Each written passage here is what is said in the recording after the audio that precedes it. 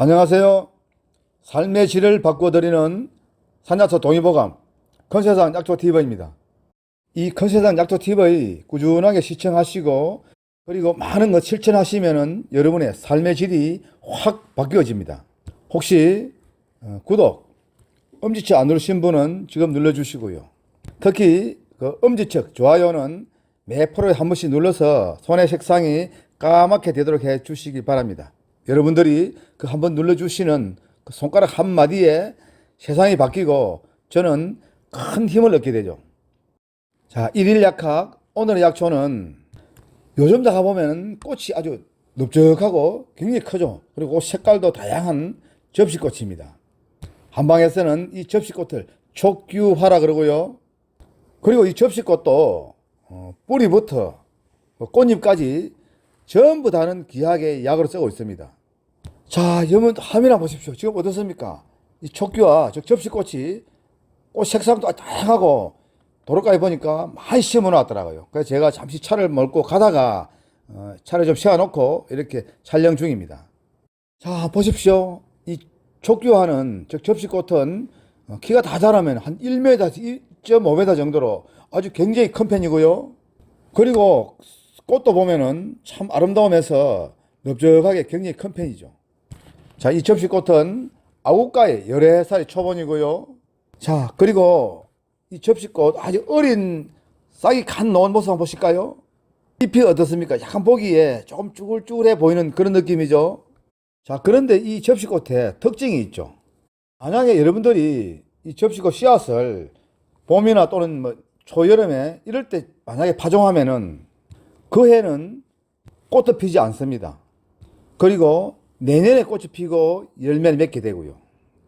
즉 1년 이상 된 식물부터 꽃이 피고 한다 이런 뜻이고요. 자, 그리고 꽃 색상을 보십시오. 흰 것도 있고 약간 밤색 같은 것도 있고 분홍도 있고 좀 붉은색도 있고 굉장히 다양하죠. 그리고 이 접시꽃도 침침하고 습도 높은 그런 음지에서는 잘 자라지 않습니다. 주로 햇살이 잘 들어오는 이런 양지 쪽에 잘 자라고요. 자, 접시꽃으로 부른 그 이유는 꽃의 모습이 접시처럼 아주 넓적하게 크다고 부르는 이름도 있고, 그리고 열매의 좀 둥그스름한 모습이 접시를 닮았다 해서 뭐 부르는 이름이라 하지만은 제가 보기에는 접시꽃을 보고 아마 이름을 지었지 않나라고 생각해 봅니다. 그리고 접시꽃 잘 모르시는 분은 조금 멀리서 보면은 무궁화나 또는 부용으로 착각하는 분도 많이 있죠. 그리고 이 접시꽃에 관련되는 글이나 노래방은 굉장히 많이 있습니다. 주로 화단에서 이렇게 관상용으로 키우기도 하고요. 또 어떤 분들은 밭에다가 많이 재배해가지고 약용으로 이렇게 납품하는 분도 굉장히 많이 있습니다. 잎부터 뿌리까지 전부 다 약으로 쓴다 그랬죠. 그리고 제가 한방에서는 촉규화, 그리고 또 동의보에 들어가 보면은 거기서는 일일화라고 부르기도 하죠. 즉 그러니까 촉규화 또는 일일화로 부르기도 한다. 이 약성은 찬성질이고 맛은 쓰고 독은 없습니다. 자, 찬성이다 보니까 몸에 열을 내리는 작용이 아주 뛰어나고요. 그래서 각종 질환으로 몸에 열이 많이 나고 할 때 이 촉규화, 즉 촉규화 뿌리죠. 이것을 달여가지고 많이 먹기도 합니다. 특히 그 중에서도 이 촉규화는 여성을 위한 약초다라고 말씀드리는 게 아마 옳은 것 같습니다. 여성들의 뭐 냉대화, 그 외에도 자궁출혈, 생리과다 이러한 질환에도 잘 듣고요.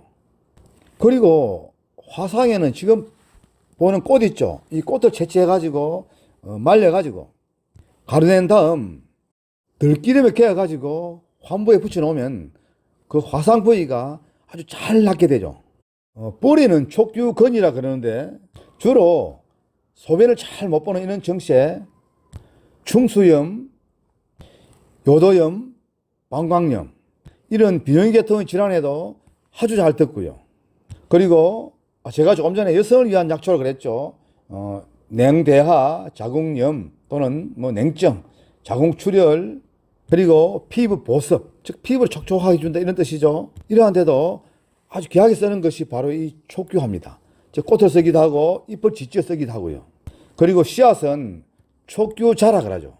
소변을 잘 나오게 하고요. 또는 변비에 아주 좋습니다. 그런데 찬성지다 보니까 평소에 설사를 자주 하거나 또는 몸이 아주 찬 사람들은 사용을 하지 않거나 아니면 그 사용량을 남들보다도 아주 적게, 즉 반 정도로 줄이는 게 좋고요. 또 지금처럼 도로가에 이렇게 심어 놓은 것은 사용하지 않는 게 좋습니다. 자, 이 촉규화, 즉 접시꽃, 뿌리부터 이까지 전부 다 약용 쓰는데, 그러나 개고기와는 상극입니다. 물론 요즘 뭐 개고기 잘 안 먹으니까 큰 걱정할 건 없겠죠. 동의보감에 이렇게 적어놨죠. 개고기와 함께 먹으면 몸에 오히려 질병이 생기고, 돼지고기와 함께 먹으면 얼굴색이 누렇게 뜬다라고 되어 있죠. 그러니 개고기, 돼지고기와 이 촉규화는 함께 사용하시면 안 됩니다. 그리고 변비 있는 분들은 이 촉규와 잎이나 뭐 꽃 아니면 줄기를 잘게 썰어서 말려두었다가 달여 드시면은 변이 좀 물러지고 좀 촉촉하게 되는 편이죠. 그러다 보니 변을 잘 배출하게 되고요.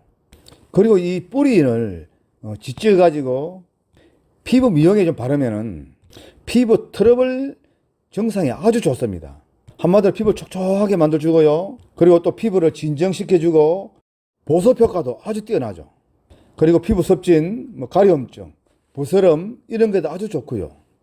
자, 달여 드실 때는 사실 제일 중요한 부위는 바로 뿌리입니다. 뿌리는 늦 가을에 지상부가 말라지고 나면 그때 채취해서 사용하는 게 가장 좋고요. 뭐 그렇지만은 뿌리를 못 캐고 어쩔 수 없이 지상부 써야 될 때는 꽃이 피고 이럴 때 그냥 지상부 잘라가지고 잘게 썰어 말려두었다가 사용하셔도 뭐 약효가 전혀 없는 건 아니죠. 자, 달여 드실 때는 물 한 대, 즉 2리터죠. 여기에 말려두었던 뿌리를 기준입니다. 뿌리 약 50g을 집어넣고요. 한 약불에 어른하게 달여서 그 물을 식후에 한 잔씩 꾸준하게 드십시오. 그리고 그 물로 피부점 있는 분은 피부를 좀 씻기도 하고요.